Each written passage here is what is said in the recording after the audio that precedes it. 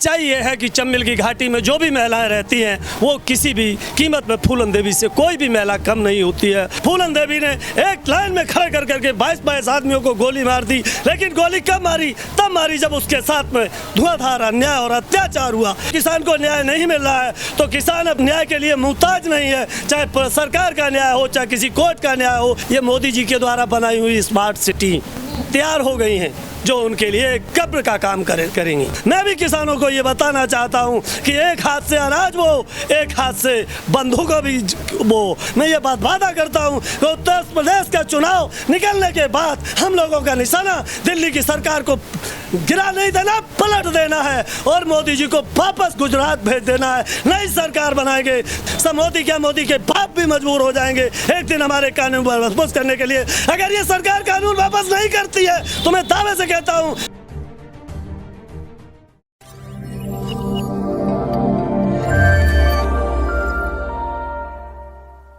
Punjab news देख रहे सारे ही देश ਦੇ ਦਰਸ਼ਕਾਂ ਦਾ ਮੈਂ ਹਰਜੀਤ ਕੌਰ ਸਵਾਗਤ ਕਰਦੀ ਹਾਂ। ਦਰਸ਼ਕੋ ਤੁਸੀਂ ਦੇਖਿਆ ਕਿ ਲਗਾਤਾਰ ਦਿੱਲੀ ਦੀਆਂ ਬਾਰਡਰਾਂ ਤੇ ਕਿਸਾਨ ਡਟੇ ਹੋਏ ਨੇ, ਚਾਹੇ ਉਹ ਗਾਜ਼ੀਪੁਰ ਬਾਰਡਰ ਹੋਵੇ, ਚਾਹੇ ਟਿਕਰੀ ਹੋਵੇ ਤੇ ਚਾਹੇ ਸਿੰਘੂ ਬਾਰਡਰ ਤੇ ਹੋਵੇ। ਗਾਜ਼ੀਪੁਰ ਦੇ ਬਾਰਡਰ ਦੇ ਕਿਸਾਨ ਜਿਹੜੇ ਕਿ ਯੂਪੀ ਤੋਂ ਉੱਤਰ ਪ੍ਰਦੇਸ਼ ਤੋਂ ਉੱਥੇ ਬੈਠੇ ਹੋਏ ਨੇ, ਉਹ ਵੀ ਇਸ ਸਿੰਘੂ ਬਾਰਡਰ ਤੇ ਵੀ ਆਉਂਦੇ ਜਾਂਦੇ ਨੇ। ਸੰਪਰਕ ਹੈ ਜਿਹੜਾ ਉਹ ਬਣਿਆ ਰਹਿੰਦਾ। ਸਾਡੇ ਨਾਲ ਅੱਜ ਧਰਮੇਂਦਰ यादव जी ने ਜਿਹੜੇ कि ਗਾਜ਼ੀਪੁਰ ਬਾਰਡਰ ਤੋਂ ਆਏ ਨੇ, ਤਾਂ ਗੱਲਬਾत कर लेने ना। नमस्कार। हाँ जी, मैं देवेंद्र यादव डिस्ट्रिक्ट इटावा यूपी से बिलोंग करता हूँ और मुझे आए आज 4 महीने से ज़्यादा दिल्ली के बॉर्डरों पे हो गया है। सबसे पहला पड़ाव मेरा गाजीपुर बॉर्डर पे रहा, उसके बाद मैं शाजापुर बॉर्डर गया, उसके बाद आपके सिंधुपुर बॉर्डर पे आया।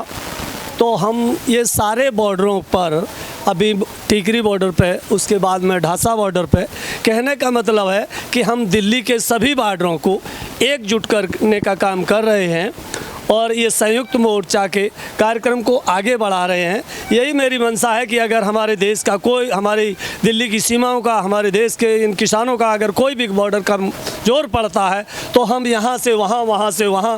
कभी कभी 26 जनवरी की घटना जो गाजीपुर बॉर्डर पर हुई, ये घटना किसी तरीके से सरकार दोबारा न ले और न शाहीन बाग के आंदोलन को किसानों का आंदोलन समझ ले। ये किसानों का आंदोलन है, ये कोई शाहीन बाग का आंदोलन नहीं है। इसलिए मैं सरकार को आगाह करना चाहता हूँ कि सरकार वो भूल न करे, सरकार वो धोखे में ना रहे कि हम शाहीन बाग की तरह ये किसानों के आंदोलन को नेस्तनाबूद कर दूंगे। चंपा से आए, जैसे फूलन देवी का, चंपा से फूलन देवी का नाम बहुत ज़्यादा मशहूर है, जो आप ही के गांव के रहने वाले हैं, तो उनके बारे में आप क्या जानते हैं? देखिए, फूलन देवी तो एक नमूना था, एक सैंपल था। सच्चाई ये है कि चंबल की घाटी में जो भी महिलाएं रहती हैं वो किसी भी कीमत में फूलन देवी से कोई भी महिला कम नहीं होती है और वहाँ की महिलाओं का मनोबल इतना बड़ा हुआ होता है कि आज भी अगर उनको मौका मिले तो देश की तकदीर को 3 दिन में बदलने की क्षमता रखती हैं। ऐसी कोई बात नहीं है, लेकिन वो सब महिलाएं एक बार जो भी काम करती है सब अन्याय और आतंक के खिलाफ करने की साहस रखती है। फूलन देवी ने एक लाइन में खड़े कर करके 22 आदमियों को गोली मार दी, लेकिन गोली कब मारी? तब मारी जब उसके साथ में धुआंधार अन्याय और अत्याचार हुआ। उसकी इज्जत और असमर्थता के साथ जब लोग खेल कर शुरू कर देते हैं तो हमारी चंबल की प्रत्येक महिला फूलन देवी बन जाती है। और फूलन देवी, हम तो कहते हैं कि हमारी देश की हर महिला को फूलन देवी बन के रहना चाहिए। सिद्धांतों से समझौता नहीं करना चाहिए, अपनी अस्मतों के साथ कभी खिलवाड़ नहीं होना चाहिए, अत्याचारों का के खिलाफ कभी झुकना नहीं चाहिए। धर्मेंद्र जी, हम देख रहे हैं कि यहाँ पे भी महिलाओं का बहुत बड़ा योगदान है, क्योंकि लगातार वो किसानी आंदोलन पे डटी हुई हैं। लेकिन जब महिलाओं से हम बात करते तो वो कह रहे हैं कि ये फसलों की बात नहीं, ये नस्लों की भी बात। आपको लगता है कि आज नस्लों को भी बचाने की बात चल रही है? सच बात तो ये है कि हम आपको क्या बता दें कि फसलों से स्टार्टिंग हुई, जैसे फूलन देवी की स्टार्टिंग चंबल की घाटी से हुई और पार्लियामेंट तक चल आ गई। तो एक दस्यु, उसको दस्यु नाम दिया, उसे डकैत नाम दिया, इन किन लोगों ने दिया? वो भी एक, जबकि उसने कानून का कहता है, संविधान भी नहीं कहता। ये कहने का मतलब आदमी की जनभावना ये कहती है कि डकैत कौन बनता है? डकैत केवल वो लोग बनते हैं जिसे दुनिया की सारी कानून चलाने के बाद, देश चलाने के बाद भी जब आदमी को न्याय नहीं मिलता है तो वो न्याय को पाने के लिए अपनी तलवार या अपनी बंदूक अपने हाथ में खुद उठा करके और न्याय करने की ठान लेता है। जिस तरीके से फूलन देवी ने ये सारी चीज़ें की थी, उसी तरीके से आज किसान के सामने भी वही समस्या आ गई है कि जब किसान को न्याय नहीं मिल रहा है तो किसान अब किसी के लिए न्याय के लिए मुहताज नहीं है। चाहे सरकार का न्याय हो, चाहे किसी कोर्ट का न्याय हो, किसान अपना न्याय खुद न्याय की तरफ बढ़ना जानता है और अपने न्याय अपनी मतलब संगठन और शक्तियों से, अपनी ताकत के वसूल से लेना जानता है। भीख मांगना नहीं, भीख से किसी को न्याय नहीं मिलता है। इसलिए किसान अपना न्याय स्वयं लेगा और अपना धरना, प्रदर्शन, आंदोलन, जो भी रास्ते होंगे सारे रास्ते अपनाएगा। जी, लेकिन धर्मेंद्र जी, आप कहते हैं कि ठीक है, न्याय जब कोई नहीं देता तो हमें न्याय लेना आता है, लेकिन सरकार के हाथ में पावर है, सरकार अपनी पावर यूज़ कर रही है। आप देख सकते हो कि वो कह रही है कि हमने तो जो बिल है वो किसानों के भले के लिए बनाई है, तो फिर कैसे हम उनको कह दिए कि वो ये कानून वो रद्द कर दें, क्योंकि वो तो कह रही है कि भले के लिए। वो जो कह रही है, सरकार ने तो एक नहीं अनेक चीज़ें कही हैं।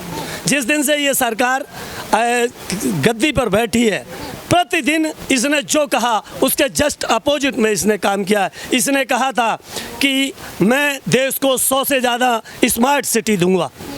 आज स्मार्ट सिटी के रूप में इन्होंने दिल्ली के बॉर्डरों पर सारी जगह टेंटों की स्मार्ट सिटी किसानों के द्वारा बना दी। आज ये देख लो, आप एक वाइड लेकर के देखो, सिंधु बॉर्डर की ले लो, गाजीपुर बॉर्डर की ले लो, शाजापुर बॉर्डर की ले लो, टिकरी बॉर्डर की ले लो, ढासा बॉर्डर की ले लो, किसी भी बॉर्डर की आप अगर एक बार वाइड लेकर के देखोगे, जाकर के देखोगे तो हर बॉर्डर पे ये मोदी जी के द्वारा बनाई हुई स्मार्ट सिटी तैयार हो गई हैं, जो उनके लिए कब्र का काम आगे करेंगी। तो क्या लगता है कि हल कोई होगा इसका, क्योंकि लगातार डेडलॉक बना, बातचीत हो नहीं रही है, किसान भी डटे हुए, सरकार भी नहीं मारी, तो क्या लगता है हल होगा इसका जल्दी? ये आप बिल्कुल निश्चिंत रहो। गुरु गोविंद सिंह ने कहा था कि 1.25 लाख से एक लड़ाऊं, चिड़ियों से मैं बाज तोड़ाऊं, तो गुरु गोविंद सिंह नाम कहाऊं। ऐसा आपने सुना होगा। इसी सब क्रांतिकारियों के चलते भगत सिंह, राजगुरु, सतलुज फांसी पर गए और फांसी के अंतिम टाइम पर भी उन्होंने इंकलाब जिंदाबाद कहा। भगत सिंह की एक छोटी सी कहानी मुझे याद आती है कि जब भगत सिंह बच्चे थे, उनके पिताजी हल चलाते थे, तो भगत सिंह तिनका उखाड़ करके ज़मीन में गाड़ रहे थे, तो पिताजी ने आकर के देखा और अपने बेटे से कहा, बेटा क्या बो रहे हो? तो भगत सिंह ने कहा था, मैं बंदूकें बो रहा हूँ, तुम अनाज बो रहे हो, मैं बंदूकें बो रहा हूँ। मैं भी किसानों को ये बताना चाहता हूँ कि एक हाथ से अनाज बो, एक हाथ से बंदूकें भी बो, तो जवान और जय किसान तभी होगे। अगर आपके 2 बच्चे हैं तो एक को किसान बनाओ, एक को सेना में भर्ती करो। तो कहने का मतलब है, जैसे गुरु गोविंद सिंह कहते थे कि मुझे अपने घर से केवल एक बेटा दे दो। सुभाष चंद्र बोस ने कहा था कि तुम मुझे खून दो, मैं तुम्हें आज़ादी दूंगा। और मैं कहता हूं कि अगर आप लोग इस देश के घर में 5 बेटे हैं, 4 बेटे, किसी परिवार में 6 लोग हैं, अगर एक लोग भी दिल्ली की तरफ दिमाग लगा देगा, 5 लोग खेती करेंगे, एक लोग को फ्री कर दो कि वो दिल्ली की तरफ निगाह रखे और ये अत्याचारी सरकार की प्रत्येक गतिविधियों को किसानों तक पहुंचाने का काम करे, ताकि किसान किसी तरीके से गुमराह ना हो। आज तुम देख रहे हो कि जो भी पूरे तरीके से देश जो है मीडिया पे डिपेंड हो चुका था, आज हम मीडिया पे नहीं डिपेंड, आज हम खुद मानव मीडिया बन करके देश में इस जन जागरण का काम करेंगे और देश के किसानों को ये बताएंगे कि तुम्हारे साथ इतनी बड़ी साजिश, जितनी बड़ी साजिश हो रही है, सरकार कर रही है, तुमको पता नहीं है। तुम आगे आने वाले समय में अगर तुमने दिल्ली की गद्दी पर दिमाग नहीं लगाया, केवल हल चलाया, तो ये तुम्हारे नहीं, तुम्हारे नाती पोता और तुम्हारी कई पीढ़ियों को इस तरीके से गुलाम बना देंगे कि कभी भी देश मनुवादी व्यवस्था में जैसे जकड़ा हुआ था और संविधान की व्यवस्था में आ ही नहीं पाएगा। तो इनकी बहुत लंबी चौड़ी साजिश है। आपने बोला कि किसान और जवान जैसे नारे भी लगाए जाते, जय जवान जय किसान, लेकिन आपको लगता नहीं कि इस देश में अब कोई भी सेफ नहीं है? अगर हम जवानों की बात करते तो आपने देखा कि पहले पुलवामा हमला हुआ, अब नक्सली हमला में 22 नौजवान शहीद हो चुके हैं। क्या लगता है कि सरकार को इनकी भी परवाह है? सरकार को इन चीज़ों की तो परवाह है ही नहीं बिल्कुल। आज की सरकार है, 300 से ज़्यादा किसान शहीद हो चुके हैं, 42 नौजवान पुलवामा में शहीद हुए, अभी 20-25 अभी शहीद हुए, उसके बाद कई जवान जख्मी भी हुए। इन पर सरकार को कुछ भी नहीं आती, एक ट्वीट भी नहीं करना आता है। लेकिन पाकिस्तान का प्रधानमंत्री अगर उसे कोरोना और जुकाम भी हो जाता है तो तुम्हारे देश का पीएम उसके लिए ट्वीट करता है। लेकिन इन शहादतों के लिए उसके पास समय नहीं है। समय अगर है नरेंद्र मोदी के पास तो केवल बंगाल में चुनाव हो रहे हैं, जहां पर चुनावी रैलियां हो रही हैं, उन रैलियों में जाने के लिए समय है, सभाओं को संबोधित करने के लिए समय है, पब्लिक को गुमराह करने के लिए समय है, झूठी बोलने के लिए समय है। तो इसलिए हम देश के प्रत्येक किसान को ये सावधान करना चाहते हैं कि ये अंधी गूंगी बहरी सरकार से सावधान हो जाओ और मीडिया के ऊपर डिपेंड मत रहो। सरकारी मीडिया पूरी तरीके से ध्वस्त है, ये सोशल मीडिया का कुछ सहारा है। और मैं तो कहता हूँ कि तुम सब मिलकर के एक मानव मीडिया चलाओ। अपने घर में अगर 5 लोग हैं तो एक लोग को दिल्ली बैठाओ, 4 लोगों से पेट भरो और अपना वो काम करो जो खेती बाड़ी के करते रहें। तो हम यही चाहेंगे कि भारतीय संविधान को रखना है, क्योंकि संविधान में हर वक्त संशोधन हो जाता है।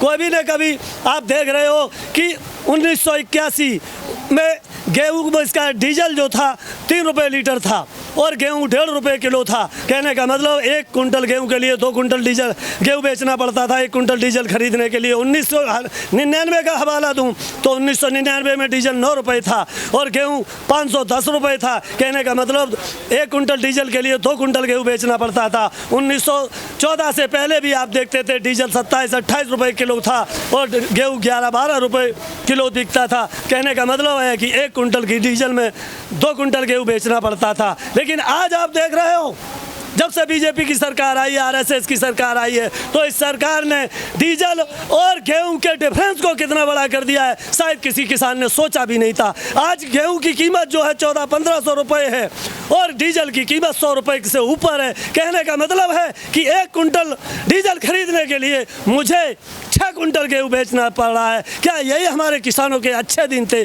आप बताओ, सरकार ने कितने बहाने किए थे। सरकार ने कहा था कि 15,000 आपके खाते में आए। आज तक पब्लिक में कोई आदमी बताए कि 15,000 क्या 15 पैसे भी किसी के खाते में आ रहे हैं?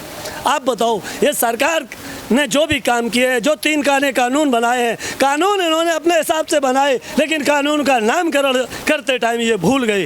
नामकरण इन्होंने जो कृषि बिल किया, कृषि कानून किया, वो कृषि कानून न करके ये वाणिज्य कानून बना कह देते उसको। तो ये कानून बिल्कुल सही था कि ये व्यापारियों के पक्ष में कानून है, ये किसानों के पक्ष में कानून नहीं है। ये किसानों के साथ एक सरेआम धोखा है कि व्यापारियों का नाम लेकर के किसानों को लूटने का षड्यंत्र किया जा रहा है। बहुत बहुत धन्यवाद जी आपका। गाजीपुर बॉर्डर में लोग वैसे ही डटे जहाँ पे सिंधु पे डटे। जिस तरीके से मैं सारे बॉर्डरों को देख के आया हूँ, सारे बॉर्डरों पर जाता हूँ, जिस तरीके से आपके सिंधु बॉर्डर में लोग डटे हैं, इससे ज़्यादा गाजीपुर बॉर्डर में डटे हैं, इससे ज़्यादा आपको बता दें शाहजहाँपुर बॉर्डर में डटे हैं जो योगेंद्र यादव की देखरेख में चला। वहाँ जाकर के तो मैंने एक अजीब चीज़ देखी, वो आपको बता दूँ कि वहाँ पर किसानों ने सड़क के ऊपर मिट्टी डाल दी और मिट्टी डालने के बाद जब मैंने वहाँ के किसानों से कहा कि इसी मिट्टी क्यों डाली और उन्होंने उस पर प्याज टमाटर रोप दिए, बोले हम तो किसान हैं, हमने चम्बल की घाटी को तोड़ करके जंगल बनाया, मैंने पहाड़ों को खोद करके जमीन बनाई। अरे हम इस सड़क पे मिट्टी ढक करके भी खेत बना लेंगे और यहीं पर अपनी सब्जी पैदा करेंगे और अपना आंदोलन भी चलाएंगे और साग सब्जी को पैदा करके खाएंगे। रोड पर हम किसी वाहन को नहीं चलने देंगे, सरकार को मजबूर कर देंगे। सब मोदी क्या, मोदी के बाप भी मजबूर हो जाएंगे एक दिन हमारे कानून वापस करने के लिए। अगर ये सरकार कानून वापस नहीं करती है तो मैं दावे से कहता हूँ कि जो पंजाब में इनको 0 सीट मिली, दिल्ली में इनको 0 सीट मिली, 0 सीट इनको बंगाल में भी मिलने वाली है। आने वाले उत्तर प्रदेश में मैं ये दावा करता हूं कि इस सरकार को 5 सीटें भी उत्तर प्रदेश से नहीं मिलेगी और आने वाले समय में उत्तर प्रदेश एक ऐसा सूबा है जहां से 80 से ज़्यादा सांसद बिलोंग करते हैं, जो देश की राजनीति में अहम भूमिका रखते हैं। मैं ये बात वादा करता हूं कि उत्तर प्रदेश का चुनाव निकलने के बाद हम लोगों का निशाना दिल्ली की सरकार को गिरा नहीं देना, पलट देना है और मोदी जी को वापस गुजरात भेज देना है। नई सरकार बनाएंगे, कानूनों को नेस्तनाबूद करके नए कानून बनाएंगे जो किसानों के हित में होगा। दिल्ली की गद्दी पे मैं किसान का बेटा बैठाऊंगा, ना कि बनिया का चाय बेचने वाला। बहुत बहुत धन्यवाद। ਦਰਸ਼ਕੋ ਤੁਸੀਂ ਦੇਖ ਸਕਦੇ ਹੋ ਕਿ ਹਰ ਇੱਕ ਕਿਸਾਨ ਦੇ ਮਨਾਂ ਵਿੱਚ ਬਹੁਤ ਰੋਸ ਹੈਗਾ ਇਸ ਕਿਸਾਨੀ ਅੰਦੋਲਨ ਦੇ ਪ੍ਰਤੀ। ਕਹਿੰਦੇ ਕਿ ਜਿਹੜਾ ਕਿਸਾਨ ਘਰਾਂ ਦੇ ਵਿੱਚ ਹੋਣਾ ਸੀ, ਕਿਉਂਕਿ ਜਿਹੜਾ ਕਿਸਾਨ ਦੇਸ਼ ਦਾ ਅੰਨਦਾਤਾ ਕਹਾਉਂਦਾ, ਲੋਕਾਂ ਦਾ ਪੇਟ ਪਾਲਦਾ, ਉਹਨਾਂ ਨੂੰ ਸੜਕਾਂ ਤੇ ਲਿਆ ਕੇ ਬਿਠਾਇਆ ਤਾਂ ਜ਼ਾਹਿਰ ਸੀ ਬਾਤ ਹੈ ਕਿ ਹਰ ਇੱਕ ਦੇ ਮਨ ਦੇ ਵਿੱਚ ਰੋਸ ਪੈਦਾ ਹੋਏਗਾ। ਸੋ ਬਣੇ ਰਹੋ ਪੰਜਾਬ ਨਿਊਜ਼ ਨਾਲ, ਲਗਾਤਾਰ ਤੁਹਾਨੂੰ ਇਸੇ ਹੀ ਤਰ੍ਹਾਂ ਕਿਸਾਨੀ ਅੰਦੋਲਨ ਦੀ ਪਲ ਪਲ ਦੀ ਅਪਡੇਟ ਦਿੰਦੇ ਰਹਾਂਗੇ। ਤਦ ਤੱਕ ਲਈ ਇਜਾਜ਼ਤ ਦਿਓ, ਧੰਨਵਾਦ।